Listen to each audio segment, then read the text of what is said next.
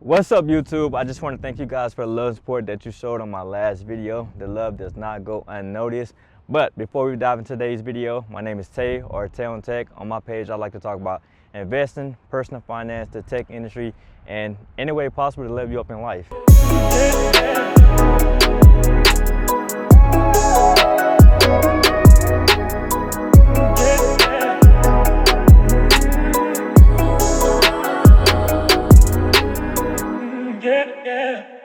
Alright guys, so today's video, I'm going to be talking about how I was able to sell my McLaren, make $20,000 off selling it, and why I bought this car.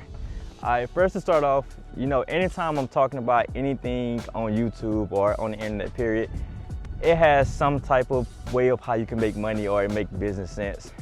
Today I'm going to be talking about how I sold my McLaren for about $165,000. I originally bought it for $120,000, and I was able to buy this with no money down and walking away with a 1.9% interest rate.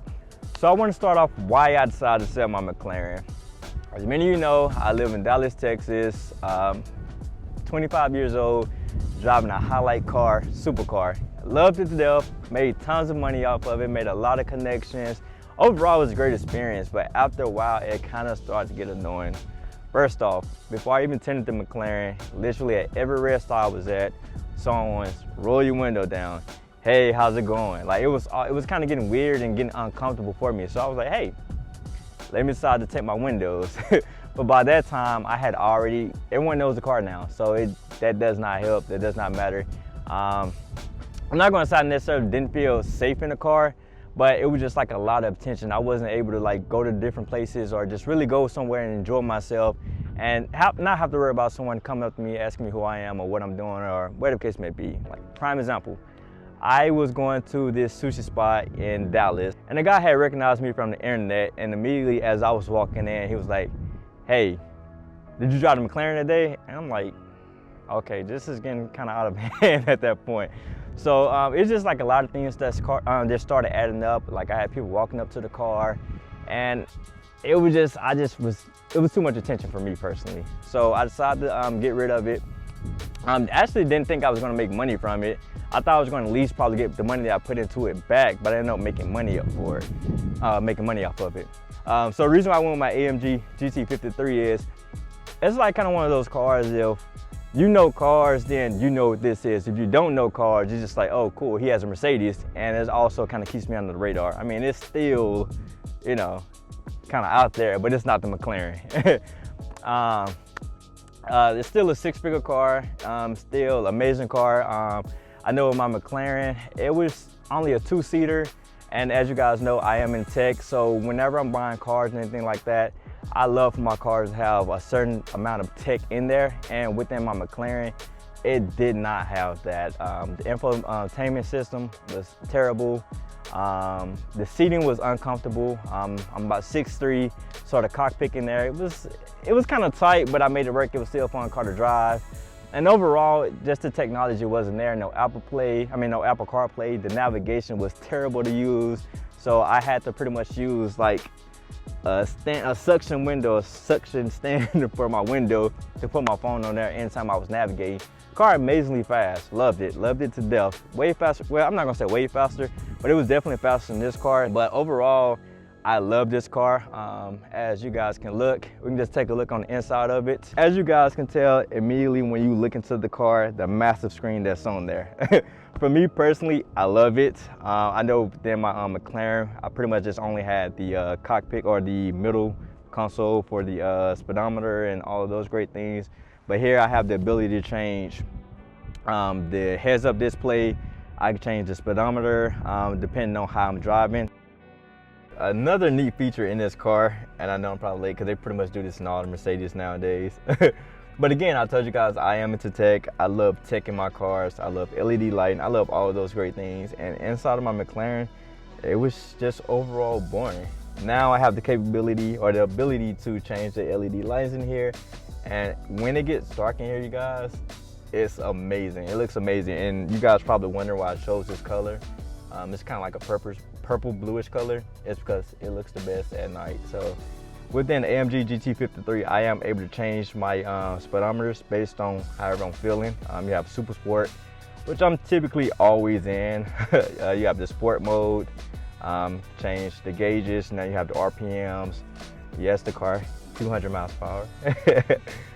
And you also have Classic. Pretty much kind of boring to me. It's pretty much the same as Sport. Just pretty much a little bit more details within Sport and it change colors. So I typically stay in Super Sport just because it makes sense. Also, so there's this cool thing about the AMG GT53s and the 63s. I'm not sure if the other AMGs does this as well too, but they have this open exhaust system. So, you know, cool thing about this car as well too, you can actually turn it on both ways. You can either press the open exhaust button here, or you can press the open exhaust button on here and it pretty much turns the exhaust and you actually get a little bit more aggressive sound. And you know, and also same thing with the rear spoiler. You can also change it either here or you can change it on the steering wheel here. All right, so now that I gave you guys a quick little tour on the AMG and pretty much just a quick backstory on why I decided to sell my McLaren, let me tell you guys how I actually ended up making money off the McLaren, as well as how I was able to get into this car with the 1.9% interest rate, as well as not really having to put any money down.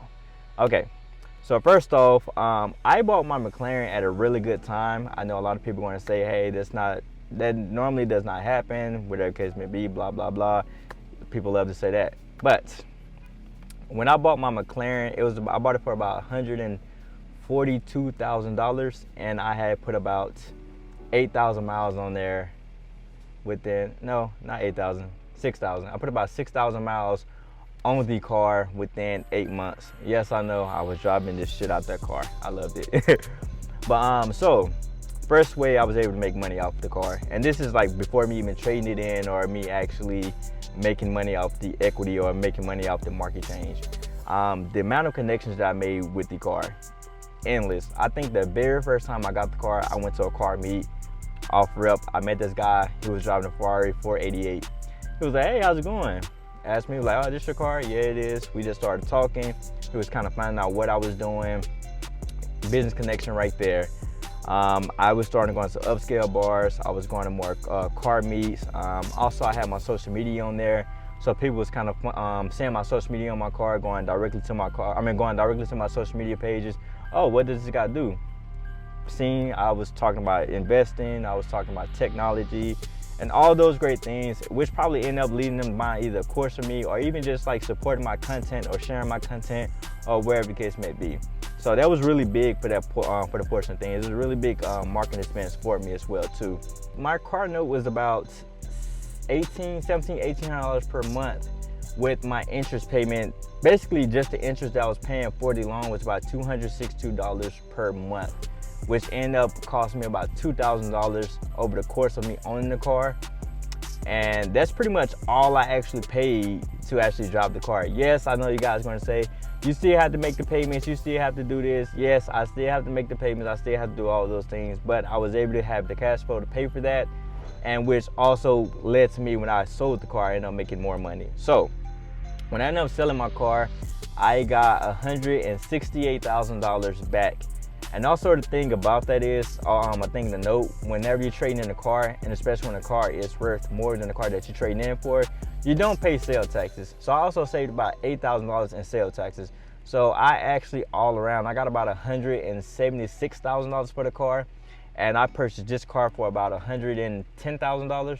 So when you actually think about it, like me buying the McLaren for about $140,000, and I actually sold it for about $176,000.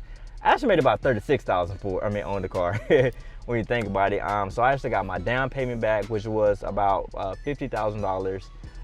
I got all of my principal paid down. I got all of that back. I got the interest back, and I also got the money back that I paid for the insurance. My insurance for the McLaren was about $800 per month.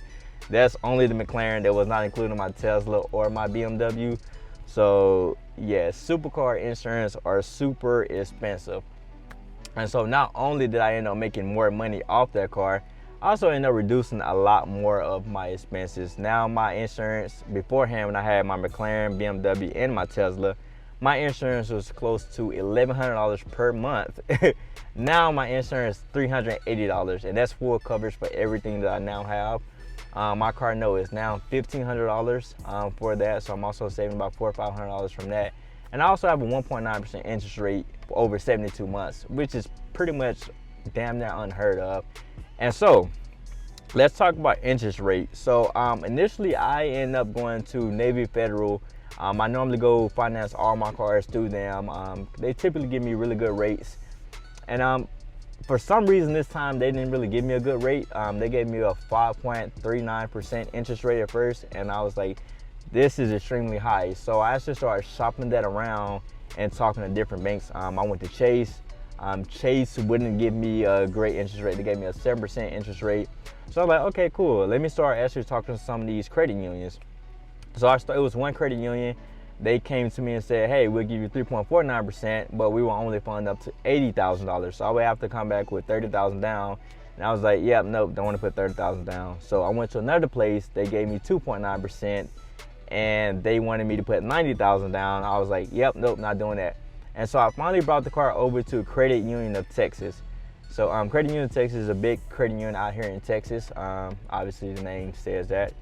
And so I pretty much came straight to them. I was like, hey, you guys, this is kind of what I'm looking for. I right now have a 2.9% interest rate with them funding $90,000 of this. Do you think you guys can beat this? And he was like, I'm actually certain that we can beat this. I pretty much already have my credit profile. And also, I'm gonna let you guys know my credit score was a 789. So I know that it is extremely high. Typically people aim for 800 credit scores, but you typically get the exact same thing as a 760 credit score. So that's that as well too. So yes, I had a 789 credit score. I pretty much showed them, they pulled my report, and they came back and said, hey, check this out. We can give you a 1.9% interest rate, and we will fund the total price of the car. So I was like, all right, cool. So basically, this is actually the first time where I actually shopped around rates and actually tried to have banks balance for my business. And I can almost certainly tell you guys, shop those rates, because banks, if you just take the first offer they give you, I promise you, you're going to lose a lot of money. You shop around, you take to each bank, and that's the thing, you can be straight honest with them. Say, hey, this is the interest rate this bank gave me. Do you guys think you can beat it? This is my credit profile. What can you guys do? And keep in mind, you do get inquiries for that, but also when you are shopping around for mortgage rates, car loan rates, and everything like that, they typically count those as one. I think within a 3-day span or whatever.